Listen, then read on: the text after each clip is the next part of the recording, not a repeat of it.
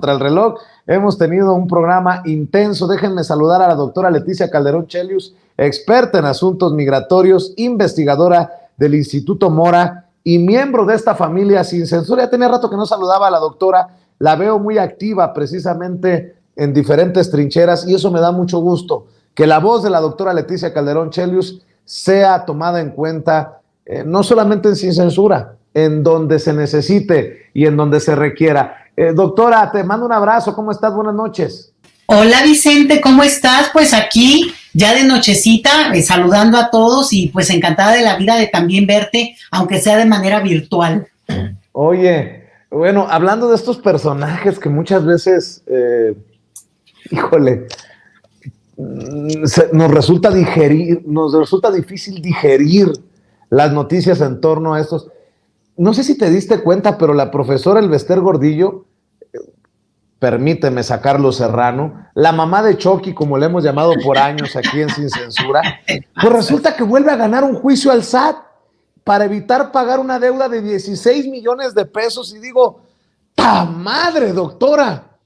No solamente nos la vendieron por casi muerta, que pobrecita se tenía que ir a su apartamento a prisión domiciliaria, resulta que se aventó un procedimiento, no sé qué se hizo, y se ve más joven que yo, se casó, anda vendiendo su mansión por $6 millones allá en Coronado, en el área de San Diego, y ahora le gana al SAT con todo lo que significa Yanni Salinas Pliego. No, anda con todo la doctora, la profesora Elvester Gordillo, y en un descuido por ahí, me la regresan a las campañas políticas porque la oposición anda por la calle de la amargura. Pero ¿cómo ves este caso el extraño caso de Elvester Gordillo, doctora? Pues mira, primero que nada, si siguen existiendo los pluris, como estamos viendo que está, pues que es un salvamento, ¿no? Pues lo que vamos a ver, Vicente, son muchos personajes de este perfil candidateándose y al rato de senadores o diputados. Y una de las cosas que me tiene muy sorprendida es que fíjate que en la Ciudad de México, desde que se aprobó la Constitución de 2017, que bueno, que desde entonces somos ya también tenemos una categoría distinta, ya no solo somos el DF que éramos, sino ya Ciudad de México y por tanto un estado.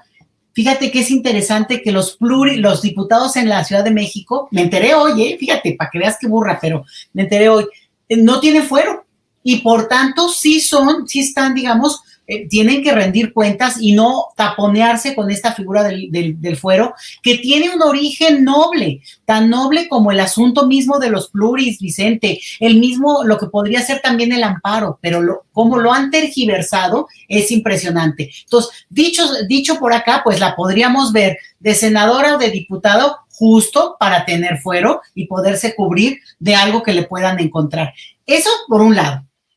Pero por el otro, lo que te demuestra el caso de la maestra Elvester Gordillo es como la ley misma, por eso es tan complicado nuestro sistema, Vicente, cómo la ley misma está hecha para cubrir a quienes delinquen. O sea, hay un punto en el cual está puesto en la ley, incluso de manera constitucional, lo estamos viendo ahora con lo de la propuesta de reforma electoral, que ni la discuten, porque justo ahí se puso el monto que se les va a dar, sea a los partidos políticos, ¿me entiendes? Cosas que le pusieron tal rango o está puesto de tal manera que no es delito. ¿Por qué va a ser delito? Que pues no era delito condonar impuestos, Vicente, era al contrario una atribución del Ejecutivo que amablemente, por razones de, no este argumento es que ellos dan empleo, bueno, pues si eso es su trabajo y ellos ganan dando esos empleos, ¿no? Por decir. Entonces, lo que tenemos aquí es un escenario mucho más complejo, lo hemos hablado ya antes, en el cual justamente se plantea de tal manera el tipo de casos, digo, yo no soy abogada y no sé cómo se haya defendido eso, pero es evidente que además estamos hablando de un SAT que ya no está tan vendido como sabemos que estuvo, ¿no? Que tendrá sus huecos, pero que con el mismo uso de la ley se puede ir por esos recovecos y esta es también la clave. Cómo el aparato jurídico y todo empleados de alto nivel que conocen este tipo de recovecos los han usado de manera sistemática justamente para darle la vuelta y al final beneficiarse sin que sea ilegal. Y entonces no puede ser. ¿Cómo que?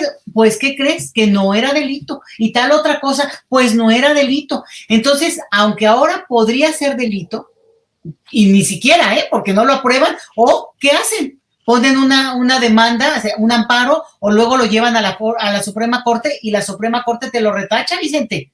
Entonces, algunas cosas que se han ido ganando y que todos tenemos así en el imaginario de que, híjole, se avanzó con esto, luego uno se viene a enterar de que cuando ya llegó a la Suprema Corte, vas para atrás. Entonces, es muy complejo, nos muestra lo barroco de nuestro sistema, pero también de la poca voluntad de esa oposición que se defiende con las garras para no entender el cambio de época hasta planetaria, Vicente. O sea, no hay lugar en el planeta donde, bueno, debe haber algunos, ¿verdad? Pero, digamos, como figura, lo digo, donde no se esté discutiendo esto de la desigualdad extrema, de que no haya un punto en el que se diga, hasta por ecología, hay que tener una economía más humana, más del día a día, más, ¿no? O sea, no están dispuestos ni a eso. Entonces, me sorprende, pero desafortunadamente sí lo digo. Si ganó el juicio, quiere decir que encontraron los recovecos y esta mujer es capaz, te digo, de al rato que la veamos como senadora o diputada. Así se las gastan, Vicente. Y ojo con este sistema judicial que necesita una limpieza. Total. Ojo con el caso de Emilio Lozoya Austin y el tema de agronitrogenados. Aguas con el caso de César Duarte, el exgobernador priista de Chihuahua. Nada más porque quiero quedar en el récord, doctora, de que lo alerté. Porque hay cosas ahí extrañas que he estado leyendo, ¿no? Oiga, el caso de Perú. Luis Almagro, el secretario general de la OEA, y lo menciono porque el presidente Andrés Manuel López Obrador ha sido claro de que se necesita una transformación en la Organización de los Estados Americanos. Luis Almagro dice, saludamos a la presidenta de Perú y su llamado a la unidad nacional. Reafirmamos el apoyo de la OEA a la democracia, paz, institucionalidad y a la imperiosa necesidad de recomponer la senda democrática con un diálogo incluyente, abierto, franco y respetuoso. A ver, qué rápido, Luis Almagro, para validar a esta señora como presidenta en lo que muchos consideramos un golpe a Pedro Castillo.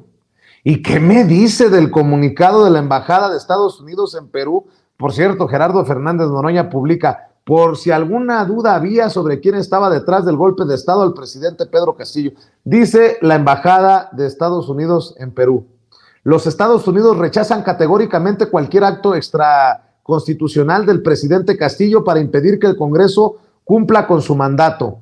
Los Estados Unidos instan enfáticamente al presidente Castillo a revertir su intento de cerrar el Congreso y permitir que las instituciones democráticas de Perú funcionen según la Constitución. Alentamos al público peruano, ojo, a mantener la calma durante este tiempo incierto. Pero yo no recuerdo algún comunicado similar del gobierno de Estados Unidos ante la intentona de los opositores para declarar moralmente incompetente con lo que estuvieron golpeteando y lastimando a Pedro Castillo desde el día número 1 de su gobierno. Pero en fin, también advierto que la figura y el liderazgo del presidente Andrés Manuel López Obrador, no solamente hacia México, sino a nivel regional, buscarán afectarla, no solamente desde la oposición en México, sino desde los grupos conservadores y de derecha de toda Latinoamérica, porque el presidente Andrés Manuel López Obrador en su momento le dio cobijo a Evo Morales, y porque ahora Pedro Castillo estaría buscando también que México lo cobije en momentos aciagos, doctora. Fíjate que El caso de Perú es muy complicado. Yo la verdad es que no creas que lo conozco bien. En realidad me parece sumamente complicado porque ellos han cambiado de presidente, y luego esta figura, los Fujimori, que es una historia complicadísima con el papá, luego la hija, que tú dices, bueno, esta historia en la cual claramente tú lo dijiste ahorita al final de tu intervención, pues claramente desde el día 1, Vicente, no dejaron a este hombre gobernar y obviamente el desenlace tan pronto, tan corto, también te habla de unas bandadas que nunca entendía uno muy bien, porque justo él abrazó a Almagro de una manera que uno lo veía también como a distancia de, pues, el beso del diablo, manito, porque muy duro y que inmediatamente la OEA salga a opinar. Yo creo que ahí es donde tantita mesura, porque a los 3 días tienes otro escenario, espérate, que esto está empezando y vamos a ver también qué reacciones puede haber. Entonces, digamos, me parece totalmente imprudente que la OEA o Estados Unidos, o sea, una cosa es que en todo caso puedan esperar para ver cómo se reconfiguran ahí las fuerzas y todo, pero pues estamos hablando del siguiente día de la toma de posesión de esta nueva presidenta, que no tiene un solo voto de un ciudadano, ¿no? Entonces, volvemos a un escenario en el cual, ¿qué pasó en Brasil? Gente que está en el poder de países muy importantes, muy relevantes de nuestra región, sin un solo voto. Eso me parece ya gravísimo.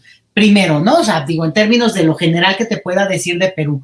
Pero fíjate que ahí es donde también en el comparativo, yo creo que ahí vienen las partes de las lecciones o de lo que podemos jalar para, ahora sí que jalar la hebra para acá.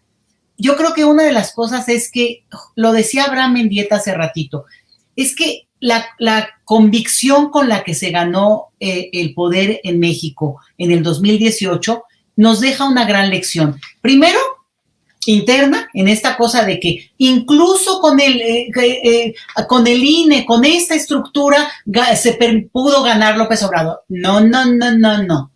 Se pudo dar ese paso por el voto masivo, contundente, definitivo que la ciudadanía dimos, Vicente. Entonces, primero, eso a lo interno. Pero la otra es que efectivamente da un margen de acción muy interesante porque, digo ya, políticamente se usa para restregarlo en la cara, pero hay un antes y un después ahora con la marcha del 27 de noviembre, porque reanimó ese espíritu de ver, bueno, entonces no es que estoy aislado, no es que estoy aislada en un escenario en el cual a lo mejor no un grupo, sino una comunidad refrenda la idea de que hay que avanzar con un proyecto que obviamente modifique tantas cosas que este país maravilloso dejó, tiró casi que al suelo, ¿no? Las dejó porque lo que importaba era dar paso a una élite, pues que sí, la verdad sí se mancharon y se favorecieron enormemente y sí jalaron la hebra hasta que a punto estuvieron de romperla. Entonces, sí veo yo que en este escenario, comparado con cualquier otro de los países que ha tenido elecciones estos últimos tiempos, Vicente, y que se habla mucho de esta cuestión del cambio hacia la izquierda, yo siempre he sido como más, digamos, precavida para hablar de eso, porque cada país, incluso compararlo a mí me parece de cierta ociosidad, que si Colombia, que si Chile, son circunstancias tan distintas cada país. El Lula ahora que vuelve al poder, que ni ha llegado al poder todavía, pero ahí el golpeteo está duro, pero así estuvo de no ganar. Entonces, es un escenario que en ese contexto sí creo que la lección que deja es como, bueno, primero una constitución que tiene, quitan y ponen a los presidentes, en el caso de Perú, pues de una manera muy fácil, legalmente, volvemos a ese asunto donde lo legal logra imponer un escenario, pero en el caso de México, pues que si no aprendemos que la diferencia importante y contundente es lo único que al final de cuentas permitió voltear realmente, digamos, el resultado que se podría haber dado en otras elecciones, pero que no se volvía el triunfo de una opción como la que ofrece en este caso López Obrador, pues es porque pues, lo que estamos viendo en otros países y que ahí sí a lo mejor se pudo dar, que si en Brasil, mismo en Colombia tampoco, acuérdate, del derecho estuvo también a nada de poder ganar en la primera vuelta. Entonces, lección, y yo creo que con esto nos vamos a ir bien contentitos, Vicente, es pues sí, no queda duda de que el voto contundente y masivo es una clave, es la fórmula mexicana para evitar los fraudes, que te quieran venir a marear con eso de que gracias a una élite electoral se concedió el voto, se concedió respetar el voto o se concedió que avanzara una opción que no era del gusto de esa misma élite. Y la última es que al final de cuentas es la manera en que también proteges que puedan avanzar y darse los cambios, aun cuando el escenario legal muchas veces lo está bloqueando, como decíamos hace rato, a propósito del tenebroso caso. Tú le dijiste feíto, pero yo nada más le voy a decir así, el tenebroso caso de la maestra Elvester Gordillo. Así es, y bueno, doctora, de los temas que quiero proponerte para... Se habla mucho en esta reforma electoral de los mexicanos en el exterior. De entrada, para mí es buena noticia. He recibido muchos mensajes, me dicen, a ver, habla de esto, porque nos hemos calentado políticamente hablando con el tema. ¿Cómo ves esta posibilidad de hacerle más fácil al mexicano que vote desde el extranjero, una exigencia histórica y que por fin podría darse? Vámonos con calma, vámonos con pies de plomo, pero nosotros que estamos, como tú, como yo, al pendiente de los temas migrantes, pues es un tema, creo que por lo menos interesante, doctora.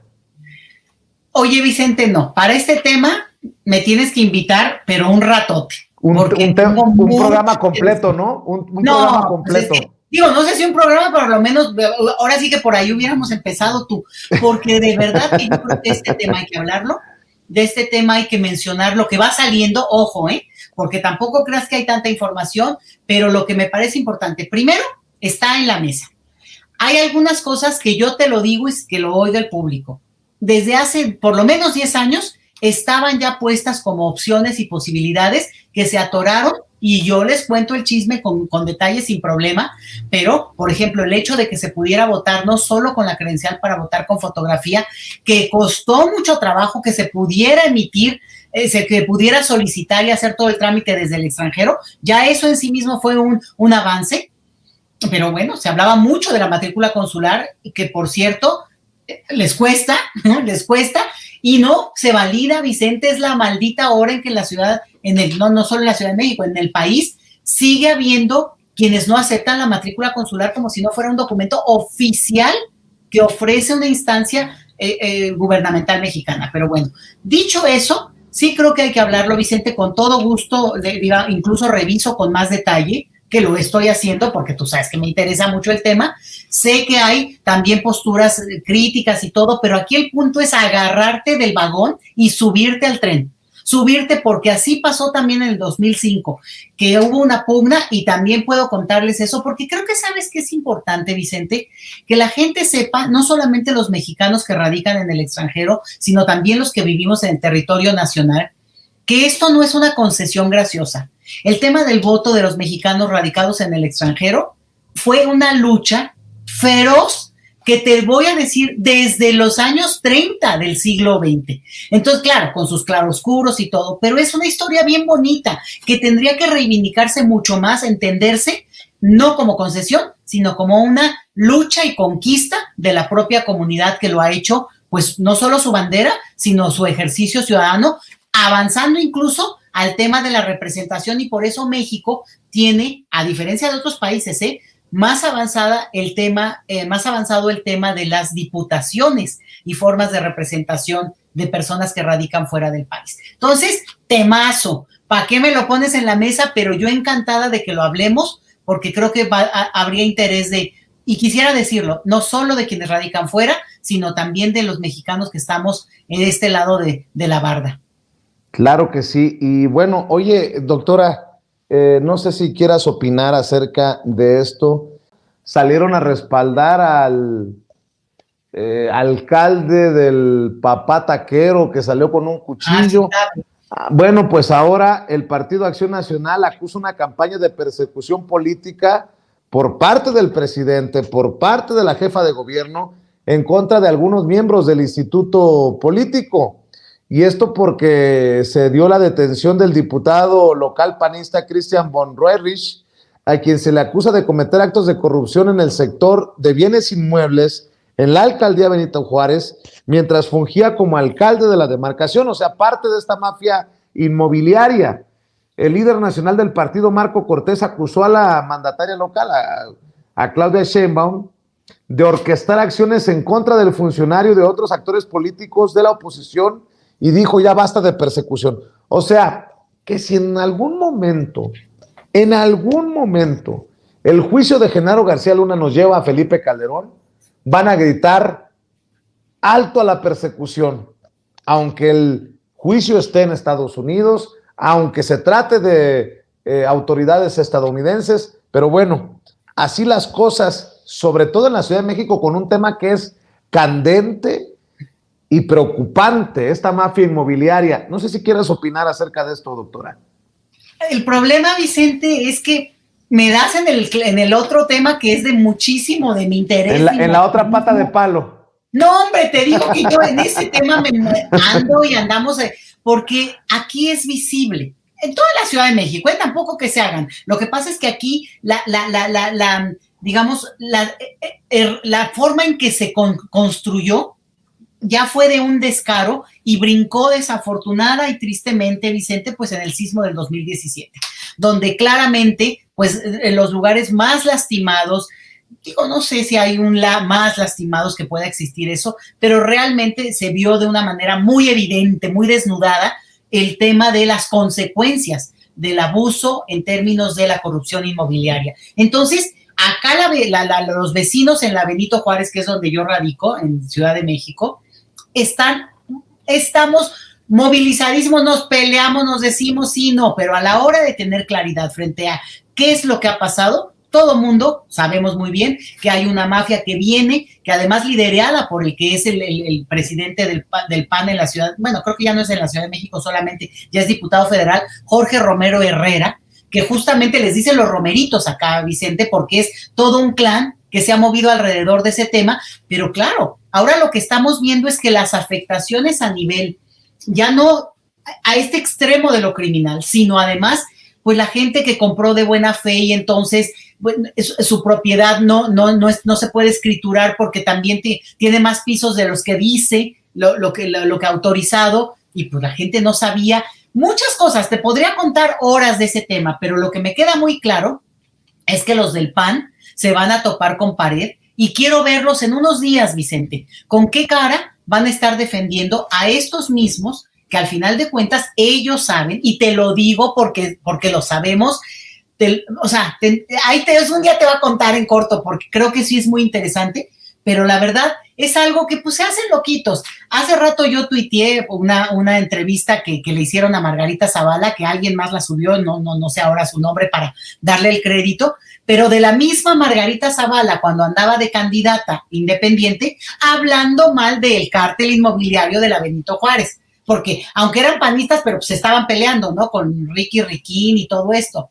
Entonces, que no se hagan. Y no solo que no se hagan, que no nos quieran venir a engañar y a seguir diciendo como algo que para todos es muy obvio. Y finalmente, me imagino y confío plenamente y quiero confiar que la Fiscalía de la Ciudad de México, Vicente, tiene ahora sí que el caso muy bien armado para que estas averiguaciones, estas detenciones, justamente lleguen a una conclusión como la que esperamos todos, donde quede claro que de veras el que la hace la paga, porque esa es la única lección que nos va a permitir que cambiemos como mexicanos esta maldita herencia que hemos vivido, de que, bueno, pues como no pasa nada, al final de cuentas, pues es muy fácil seguir delinquiendo. Fíjate cuántos años se ha echado este grupo. Yo creo que ya van para casi 20 años en el poder, Vicente, y han hecho de veras cosas muy, muy serias. Te digo, no es que solo haya ocurrido en la Benito Juárez, y que en todo caso, pues que también ellos denuncien, pero es evidente que la escuelita del terror la empezaron aquí porque echaron, digamos, se vio evidente, y el caso más emblemático, doloroso, que a todo mundo, digamos, lo puede ver, es el de Mítica, en el pueblo de Joco, ahí del otro lado es Coyoacán, pero está puesto esos edificios gigantescos, me parece que son las torres más altas hoy de América Latina, sobre un pueblo originario. Esas torres están en la alcaldía Benito Juárez, aprobadas por la Benito Juárez, y en la inauguración el alcalde de la Benito Juárez, ahí todo, echándose su brindis y todo, en vez de por lo menos mantener una cierta distancia, Vicente. Mucho de qué hablar, ahí lo ponemos para cuando quieras también. ¿Cuándo? Ponle fecha. Ya nos dejaste picados. No, hombre, no, pero te tengo que contar a ti para que tú ahí le filtres, porque está, no, porque sí es tema que hemos acompañado hace muchos años. Miren, en el 2009, nada más les digo esto, se estaba construyendo un edificio en el Parque Hundido, adentro del Parque Hundido. No puede ser posible. Ahorita te mando toda la información, y vecinos acá, liderados por un colega que, digo, ahora no digo su nombre para digo, a menos que él después quiera que lo diga, pero no, durante 2 años, Vicente, y juntando, y se hizo mucho trabajo que al final permitió que, y ahí es donde están los juegos, digo, lo hago así porque están atrás, ¿no? Donde están los juegos hoy para niños, ahí es en esa zona donde se iba a construir no se iba a construir, ya llevaban 4 pisos y el estacionamiento. No, Vicente, acá hay una historia larga con el tema eso de la corrupción inmobiliaria, larga, abusiva, ventajosa y peor, lo mismito y el mismo esquema, amparados en la ley, con notarios, con jueces, o sea, porque esto no es de que el delegado dijo y pudo y hizo, no, hay una trama bien compleja, y yo creo que aprender de esa trama nos puede ayudar para enfrentar esto, porque esto está pasando en todo el país, el tema que va junto con eso otro que le llamamos gentrificación, que es también todo una cuestión que ocurre en todo el mundo, pero hay que regularla, ¿no? Cómo vamos creciendo como comunidades, como ciudades, como barrios, como lo que seamos, pero bueno, pues no avasallando de manera tan impune, pues, ¿no? Y lo peor, cuando la corrupción además mata, evidentemente, Vicente. Claro, ¿por qué no cerramos, doctora, invitando a la gente para que te apoye en tus trincheras, para que te lea, para que esté al pendiente de los temas que te mueven, doctora? Bueno, pues mi Twitter es @LetiChelius, ¿no? Que es mi apellido, ahí está.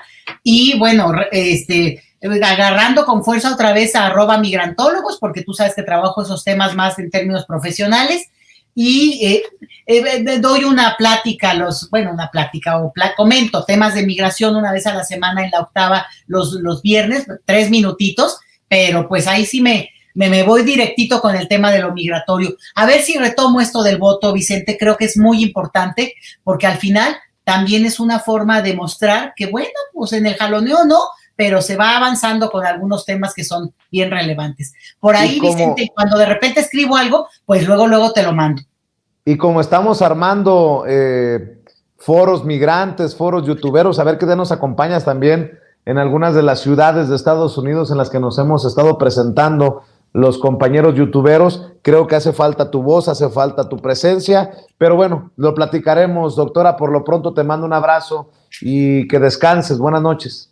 No, hombre, encantada, siempre agradecidísima. Y oye, felicidades a Eddie Small, que ya no me tocó verlo, pero pues va a estar festejando a lo grande, y que quede esa felicitación aquí dicha para constatar el gusto que me da, pues, saber que está muy bien y que está festejando hoy su cumpleaños.